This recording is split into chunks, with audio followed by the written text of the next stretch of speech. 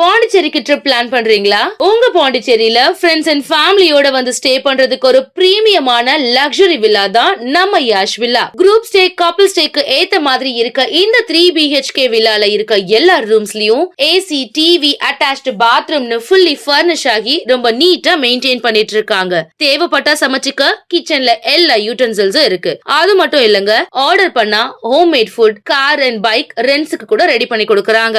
அது மட்டும் இல்லங்க, வாக்கபிள் டிஸ்டன்ஸ்ல veg and non-veg hotels, KFC chicken and super மார்க்கெட்ஸும் அவைலபிளா இருக்கு. உங்க வீக்கெண்ட இன்னும் வைப் ஆக்குறதுக்கு பிரைவேட் ஸ்விம்மிங் பூலும் இருக்குங்க. கார் பார்க்கிங் வசதியோட இருக்க நம்ம யாஷ் வில்லா பாண்டிச்சேரியோட சென்டர்ல இருக்கிறதுனால இங்க இருந்து 5 கிலோமீட்டர்ஸ்ல எல்லா டூரிஸ்ட் அட்ராக்ஷன்ஸையும் நீங்க ஈஸியா ரீச் பண்ணிடலாம். இன்னும் எங்க வெயிட் பண்ணிட்டு இருக்கீங்க? உடனே கால் பண்ணுங்க 9952421750. உங்க ஸ்டேவை கன்ஃபார்ம் பண்ணிக்கோங்க.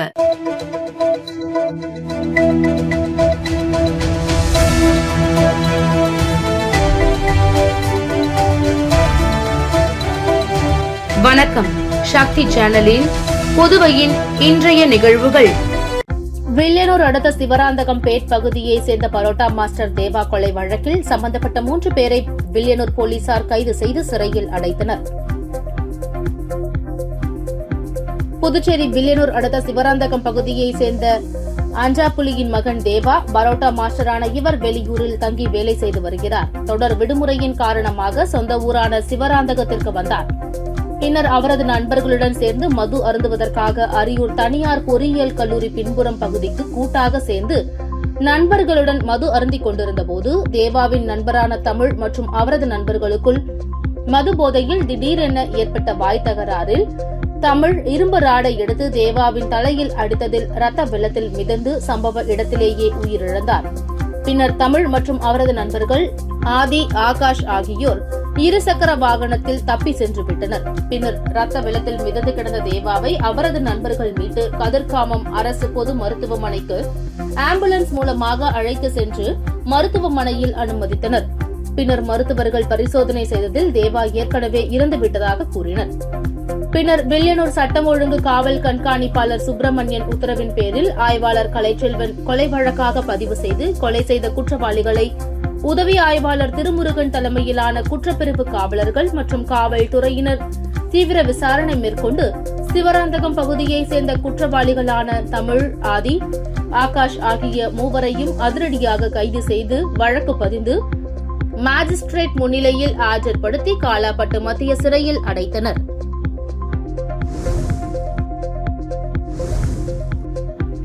காரைக்காலில் தாவேகா குறித்து சமூக வலைதளத்தில் அவதூறு பரப்பிய இளைஞர் மீது நடவடிக்கை எடுக்க காவல்துறையிடம் தாவேகாவினர் புகார் அளித்துள்ளனர். நடைபெற்ற 5 மாநில தேர்தலுக்கான வாக்கு எண்ணிக்கை நாளை நடைபெற உள்ள நிலையில் திருநள்ளாறு கருக்கங்குடி பகுதியை சேர்ந்த திமுக ஆதரவாளரான முஜமில் என்பவர் நேற்று இரவு தாவேகா குறித்தும் அக்கட்சிக்கு வாக்களித்த இஸ்லாமிய பெண்கள் குறித்தும் அவதூறாக பேசி சமூக வலைதளங்களில் வீடியோ ஒன்றை வெளியிட்டுள்ளார்.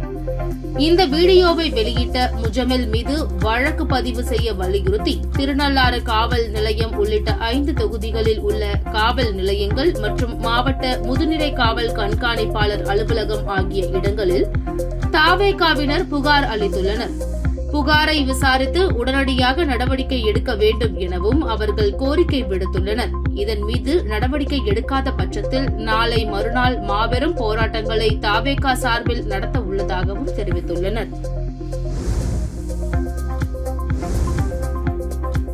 புதுச்சேரியில் நாளை வாக்கு எண்ணிக்கையை முன்னிட்டு அனைத்து விதமான மதுபான கடைகளை மூட கலால்துறை உத்தரவிட்டுள்ளது.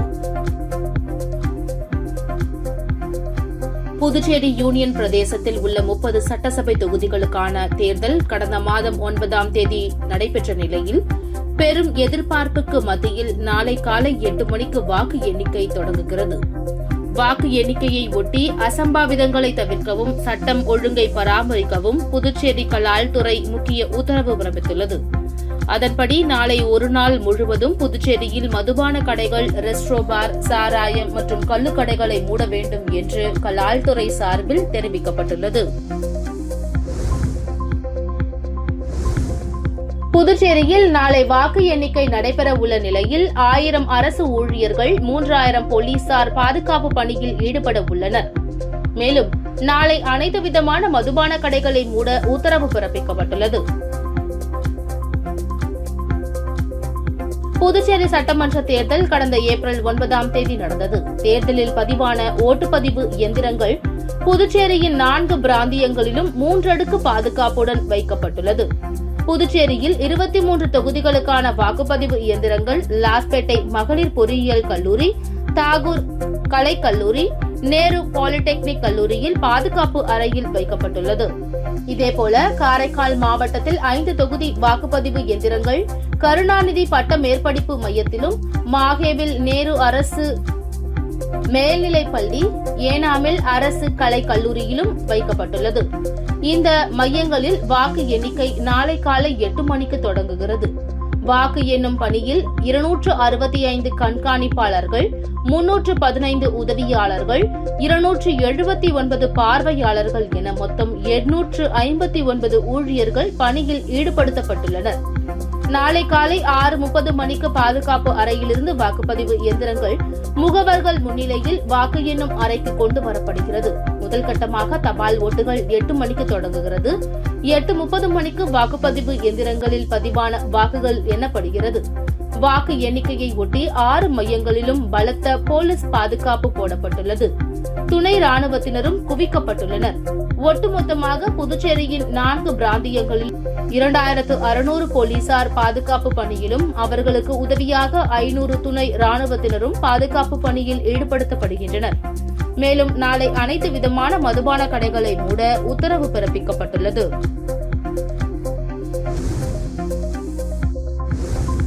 புதுச்சேரியில் காங்கிரஸ் கட்சி நிச்சயம் ஆட்சி அமைக்கும் என காங்கிரஸ் தலைவர் வைத்திலிங்கம் தெரிவித்துள்ளார். காங்கிரஸ் அலுவலகத்தில் செய்தியாளர்களிடம் பேசிய வைத்திலிங்கம் எம்பி, கடந்த 29ஆம் தேதி தேர்தல் முடிந்தது. அடுத்த நாளே வணிக கேஸ் சிலிண்டர் விலையை ரூபாய் 1000 உயர்த்திவிட்டனர்.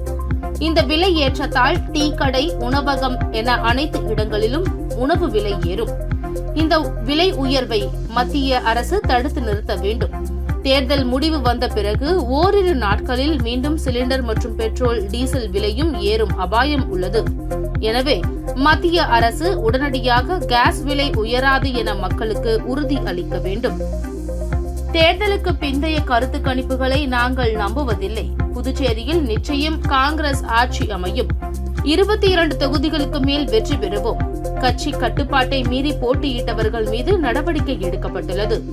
நீக்கப்பட்டவர்கள் தேர்தலில் வெற்றி பெற்றால் மன்னிப்பு கடிதம் பெறப்பட்டு கட்சிக்குள் இணைக்கப்படுவர் என்றார். பத்திரிகையாளர் சந்திப்பின் போது எம்எல்ஏ வைத்தியநாதன், காங்கிரஸ் நிர்வாகிகள் உடனிருந்தனர். புதுச்சேரியில் 9 மையங்களில் நீட் தேர்வினை 4440 பேர் எழுதினர். நாடு முழுவதும் நீட் தேர்வு மதியம் 2 மணிக்கு துவங்கியது. புதுச்சேரி பிராந்தியத்தில் 9 மையங்களில் நடந்த நீட் தேர்வுக்கு 4440 பேருக்கு அழைப்பு அனுப்பப்பட்டது. அதிகபட்சமாக பல்கலைக்கழகத்தில் 960 பேர் எழுதுகின்றனர்.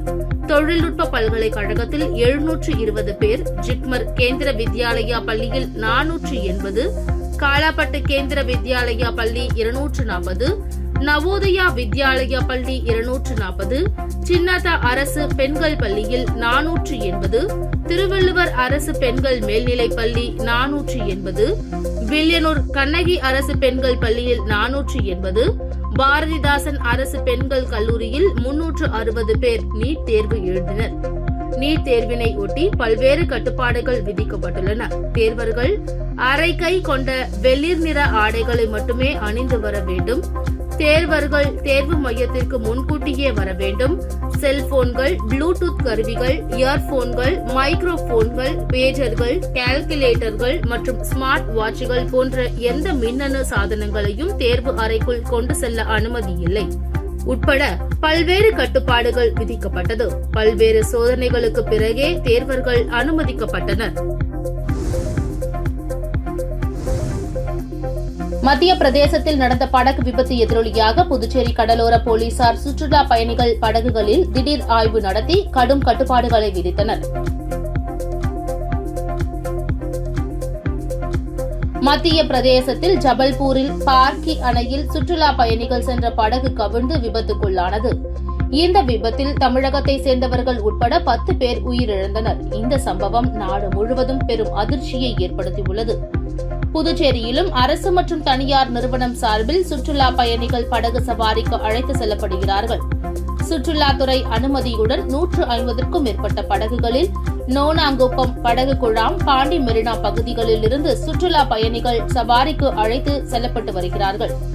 மத்திய பிரதேசத்தின் விபத்து எதிரொலியாக புதுச்சேரியில் சவாரிக்கு அழைத்து செல்லப்படும் படகுகளில் புதுச்சேரி கடலோர காவல்படை இன்ஸ்பெக்டர் தியாகராஜன் தலைமையில் போலீசார் பாண்டி மெரினா உள்ளிட்ட பல்வேறு இடங்களில் திடீர் ஆய்வு நடத்தினார்கள். இந்த ஆய்வின் போது படகுகளுக்கு உரிமம் உள்ளதா, படகு ஓட்டுபவர் உரிமம் வைத்துள்ளாரா, அனுமதிக்கப்பட்ட அளவில் பயணிகளை ஏற்றி செல்கின்றனரா, சுற்றுலா பயணிகள் பாதுகாப்பு உடை அணிந்துள்ளார்களா என ஆய்வு நடத்தினார்கள். மேலும் படகுகளை அதிவேகத்தில் இயக்கக்கூடாது, கடலில் படகில் சாகசம் செய்யக்கூடாது, சுற்றுலா பயணிகளை பாதுகாப்பாக அழைத்து செல்ல வேண்டும், பயணிகள் பாதுகாப்பு உடை அணிவதை உறுதிப்படுத்த வேண்டும், இதனை மீறுபவர்கள் மீது கடும் நடவடிக்கை எடுக்கப்படும் என போலீசார் எச்சரித்தனர்.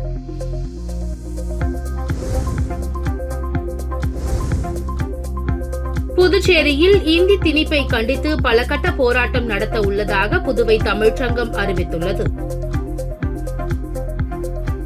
புதுச்சேரி பள்ளிகளில் கட்டாய இந்தி திணிப்பை கண்டித்து புதுவை தமிழ்ச்சங்கம் ஏற்பாட்டில் தமிழறிஞர்கள், தமிழ் அமைப்புகள், பேராசிரியர்கள், ஆசிரியர்கள், தமிழ் ஆர்வலர்கள், சமூக செயற்பாட்டாளர்கள் மற்றும் பொதுமக்கள் பங்கேற்ற கலந்தாய்வு கூட்டம் புதுவை தமிழ்ச்சங்க தலைவர் முத்து தலைமையில் நடைபெற்றது. இந்நிகழ்ச்சியில் செயலர் சீனு மோகன்தாசு, தமிழ்மணி, முனைவர் வேல்முருகன், விசிகா பாவணன், விடுதலை வேங்கைகள் நிறுவன தலைவர் மங்கையர் செல்வன், களியபெருமாள் உட்பட பலர் கலந்து கொண்டனர். இந்தி திணிப்பை கண்டித்தும், இருமொழி கொள்கையை வலியுறுத்தியும், தாய்மொழி கல்விக்கு முன்னுரிமை வழங்க வேண்டியும் பலரும் தங்களது கருத்துக்களை வழங்கினார்கள். கூட்டத்தில் மத்திய அரசு இந்தி திணிப்பை கைவிடாவிட்டால் தொடர் போராட்டத்தில் ஈடுபடுவோம் உட்பட பல்வேறு தீர்மானங்கள் நிறைவேற்றப்பட்டன.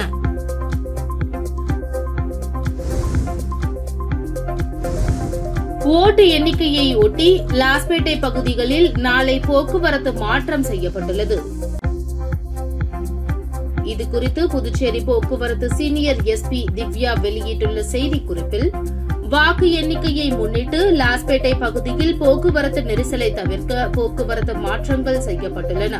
அதன்படி மகளிர் பொறியியல் கல்லூரிக்கு வரும் வேட்பாளர்கள், முகவர்கள் வாகனங்களை நாவலர் நெடுஞ்செழியன் மேல்நிலைப் பள்ளியிலும், மோதிலால் நேரு பாலிடெக்னிக் கல்லூரிக்கு செல்பவர்கள் வள்ளலார் பள்ளி பின்புறமும், தாகூர் கலை அறிவியல் கல்லூரிக்கு செல்பவர்கள் கல்லூரி மைதானத்திலும் நிறுத்த வேண்டும். ஜீவா காலனியிலிருந்து விமான நிலைய சாலைக்குள் செல்லும் வாகனங்கள் நாவலர் நெடுஞ்செழியன் சந்திப்பில் மாற்றிவிடப்படும். நேதாஜி சுபாஷ் சந்திரபோஸ் சிலை வழியாக வரும் வாகனங்கள் ஜேடிஎஸ் சந்திப்பில் ராஜாஜி சாலைக்கு மாற்றிவிடப்படும். விமான நிலைய கல்லூரி சாலை வழியாக வரும் வாகனங்கள் நீதிபதிகள் குடியிருப்பு பகுதியில் மாற்றி திருப்பிவிடப்படும். அந்த வழியாக வாகனங்கள் செல்ல அனுமதிக்கப்பட மாட்டாது. ஓட்டு எண்ணிக்கை நடைபெறும் நாளில் எந்த அரசியல் கட்சிகளின் வாகனங்களும் ஓட்டு எண்ணும் மைய வளாகத்திற்குள் அனுமதிக்கப்பட மாட்டாது. வேட்பாளர்கள் மற்றும் அவர்களது முகவர்களுக்கான வாகனங்கள் மேலே குறிப்பிட்ட இடத்தில் மட்டுமே நிறுத்த வேண்டும். இந்த தற்காலிக போக்குவரத்து மாற்றத்திற்கு வாகன ஓட்டிகள் மற்றும் பொதுமக்கள் ஒத்துழைப்பு அளிக்க வேண்டும் என குறிப்பிடப்பட்டுள்ளது. ஏம்பலம் அருள்மிகு ஸ்ரீ முத்துமாரியம்மன் ஆலயத்தில் 25ஆம் ஆண்டு சித்திரை பௌர்ணமியை முன்னிட்டு நடைபெற்ற பால்குடம் எடுத்தல் நிகழ்ச்சியில் திரளான பக்தர்கள் பங்கேற்று சுவாமி தரிசனம் செய்தனர். புதுவை மாநிலம் நெட்டப்பாக்கம் கொம்யூன் ஏம்பலம் பகுதியில் அமைந்துள்ள அருள்மிகு ஸ்ரீ முத்துமாரியம்மன் ஆலயத்தில் 25ஆம் ஆண்டு சித்ரா பௌர்ணமியை முன்னிட்டு நடைபெற்ற பால்குடம் எடுத்தல் நிகழ்ச்சியில் திரளான பக்தர்கள் பங்கேற்று பால்குடம் எடுத்து தங்களது நேர்த்திக் கடனை செலுத்தினர். இதில் காலை சுவாமிக்கு அபிஷேக ஆராதனை வெகு சிறப்பான முறையில் நடைபெற்றது. இதனைத் தொடர்ந்து சுவாமிக்கு மகா தீபாராதனை காண்பிக்கப்பட்டது. இதில் பக்தர்கள் திரளாக கலந்து கொண்டு சுவாமி தரிசனம் செய்தனர். தொடர்ந்து விழாவில் கலந்து கொண்ட பக்தர்கள் அனைவருக்கும் அன்னதானம் வழங்கப்பட்டது. இரவு 7 மணி அளவில் அம்மன் உட்புறப்பாடு நடைபெற்றது. நிகழ்ச்சிக்கான ஏற்பாட்டினை தனி அதிகாரி குமரேசன், ஆலய பூசாரி எல்லப்பன், ஐயப்பன், உபயதாரர், முன்னாள் அறங்காவல் குழு தலைவர் பன்னீர்செல்வம் மற்றும் ஏம்பலம் கிராமவாசிகள் வெகு சிறப்பான முறையில் செய்திருந்தனர். உங்கள் சக்தி சேனலின் புதுவையின் அன்றாட நிகழ்வுகளை உடனுக்குடன் தெரிந்து கொள்ள சக்தி சேனல் புதுச்சேரி யூடியூப் சேனலை சப்ஸ்கிரைப் செய்து கொள்ளுங்கள். மறக்காமல் பெல் பட்டனையும் கிளிக் பண்ணுங்க, ஷேர் பண்ணுங்க, லைக் பண்ணுங்க. உங்கள் சக்தி சேனல்.